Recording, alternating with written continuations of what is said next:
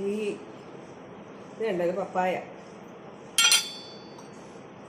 ഇതുണ്ട പപ്പായ, കർമൂസ എന്ന് പറയും, കോഴിക്കോട് ഒരു കർമൂസ എന്ന് പറയും, കപ്പളങ്ങ എന്ന് പറയും. പിന്നെ പിന്നെ പല പേരുകളിൽ അറിയപ്പെടുന്നു. വേറെ എവിടെയെങ്കിലും എന്തെങ്കിലും പേരുണ്ടോയെന്ന് എനിക്കും അറിയില്ല കേട്ടോ, അത് വേറെ.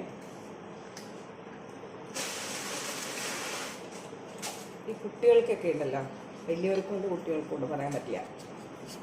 വയറിനൊക്കെ കൃമികടി ഉണ്ടാവും. അപ്പോൾ എന്താക്കുക, കൃമികടി എങ്ങനെ തിരിച്ചറിയണേന്നറിയോ? കൃമികടി തിരിച്ചറിയുന്നത് നമുക്കിങ്ങനെ ഞാനിപ്പോൾ എന്താ പറയല്, നമുക്കിങ്ങനെ മോഷൻ പോകുന്ന സമയത്തൊക്കെ ഉണ്ടല്ലോ, അത് ഇവിടെ ചൊറിയാൻ തുടങ്ങും. അപ്പോൾ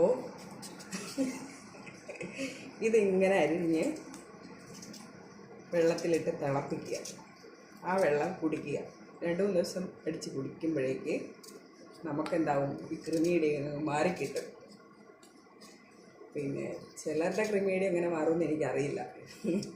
അതിനെനിക്ക് വന്നിട്ട് കൈപ്പയ്ക്ക് ജ്യൂസ് കുടിച്ചാൽ എന്തെങ്കിലും മാറുമെന്നറിയില്ല. അപ്പോൾ ഇങ്ങനെ ചെയ്താൽ മതി കേട്ടോ. അപ്പോൾ കൃമിയടി മാറാനുള്ള ടിപ്പ് ഞാൻ പറഞ്ഞു തന്നിരിക്കുന്നു. ഇത് നല്ലോണം ഞാൻ ചെറുതായിട്ട് അരിഞ്ഞിട്ടാൽ മതി. എന്നിട്ട് പിന്നെ ഇതെടുത്ത് പച്ചടിയോ കിച്ചടിയോ എന്തോ ആണെങ്കിലും ഉണ്ടാക്കാം കേട്ടോ. കാരണം ഈ കഷ്ണം വേണ്ടല്ലോ, കഷ്ണം പിന്നെ ആവശ്യമില്ല. നമുക്ക് ഈ തിളപ്പിച്ച വെള്ളം ആവശ്യമുള്ളൂ. ഈ വെള്ളം നമുക്ക് കുടിക്കട്ടെ, കാണണം കൂട്ടിയും വെച്ച് കുടിക്കുക. അപ്പോൾ ഞാനത് ഇടയ്ക്ക് കുടിക്കലുണ്ട്. എനിക്ക് കൃമിയടി ഉണ്ടായിട്ടല്ല.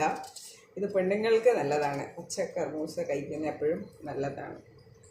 അതായത് രമണ, നിങ്ങളറിയണ്ട, ഇത് പെണ്ണുങ്ങൾക്ക് അറിയാം എന്തിനാണ് അവർ കഴിക്കുന്നതെന്ന്. നമുക്ക് യൂട്രസ് പരമായിട്ട് ഗർഭപാത്രത്തിനൊക്കെ ഇത് നല്ലതാണ്. കറക്റ്റായിട്ട് പീരീഡ്സ് വരാനും, അതായത് മാസം വരാൻ, ഇതൊക്കെ കറക്റ്റായിട്ട് വരാനൊക്കെ ഇത് സംഭവം കിടുവാണ്. അവിടെ എവിടെയെങ്കിലുമൊക്കെ കട്ടി പിടിച്ചിരിക്കുന്ന സാധനങ്ങളൊക്കെ ഇല്ലേ, ചിലർക്കൊരു 45 ഏജൊക്കെ കഴിയുമ്പോൾ ഇത് കഴിച്ചോണ്ട് സമയത്തിനൊക്കെ നല്ലതാണ്. അപ്പോൾ ഒരു 45 ഏജൊക്കെ കഴിയുമ്പോൾ എല്ലാവർക്കും ചിലപ്പോൾ സ്റ്റക്കാവുന്നവരൊക്കെ ഉണ്ട്, പ്രോപ്പറായിട്ട് വരില്ല. അപ്പോൾ ഇങ്ങനെയൊക്കെ കഴിച്ചാൽ നല്ലതാട്ടോ. ഇത് നമ്മുടെ നാച്ചുറലായിട്ട് എല്ലാ അസുഖത്തിനും ഉണ്ട്, നമ്മളത് അറിയുന്നില്ല എന്നേ ഉള്ളൂ കേട്ടോ. ഞാൻ പണ്ട് നാച്ചുറലി ഉപയോഗിക്കുമായിരുന്നുള്ളൂ. മീൻസ് ആ ഒരു സംഭവം ഇത് കടിച്ചു മുറിച്ചും തിന്നെ കേട്ടോ, നല്ലതാ. എനിക്കിഷ്ടമാണ്, ഞാൻ കഴിക്കാറുണ്ട് പച്ച.